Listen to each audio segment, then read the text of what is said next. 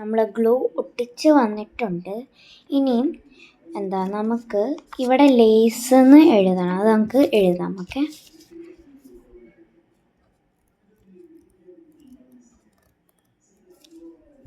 നിങ്ങൾക്കിപ്പോൾ ഇത് പേപ്പർ വെച്ചിട്ട് ഒട്ടിക്കാം, അല്ലെങ്കിൽ ഇതിനായിപ്പോൾ നടുക്കല്ലോ എഴുതിയേക്കുന്നത്.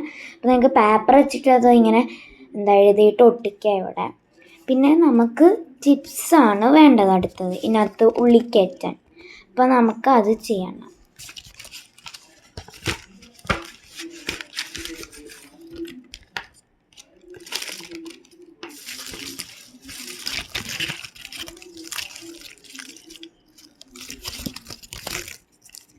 നിങ്ങളിതിപ്പോൾ കളർ പേപ്പർ വെച്ചിട്ട് ഇങ്ങനെ ചെയ്താൽ മതി.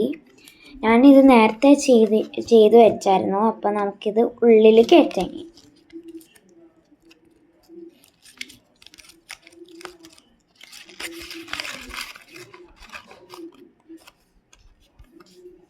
അപ്പം നമ്മുടെ ഇൻഗ്രീഡിയൻസ് ഇവിടെ എഴുതണത്. അത് മറ്റേതിൽ ഞാൻ സ്റ്റിക്കി നോട്ട് വെച്ചിട്ടാണ് എഴുതിയേക്കുന്നത്.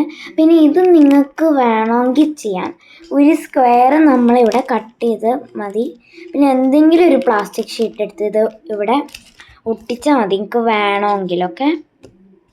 പിന്നെന്താ, നമുക്ക് ഇൻഗ്രീഡിയൻസ് എഴുതാം. അപ്പോൾ നമുക്കത് എഴുതണം. ഓക്കെ, ഇൻഗ്രീഡിയൻസ് നിങ്ങൾക്ക് ഇഷ്ടമുള്ള എഴുതാം.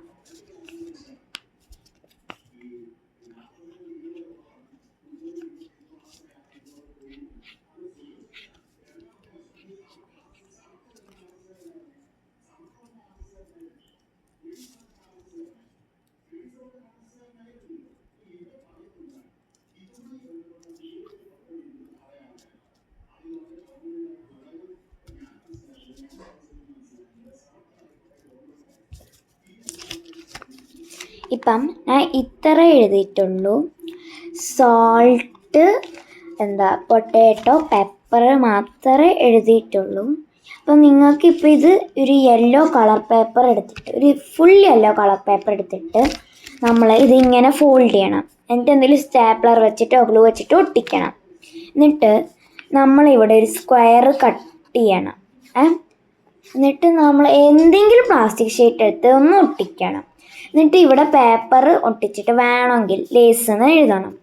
എന്നിട്ട് ഇവിടെ എന്തെങ്കിലും ഇൻഗ്രീഡിയൻസ് എഴുതണം. എന്തെങ്കിലും സോൾട്ട്, പെപ്പർ, പൊട്ടാറ്റോ അങ്ങനെ വല്ലതും എഴുതണം.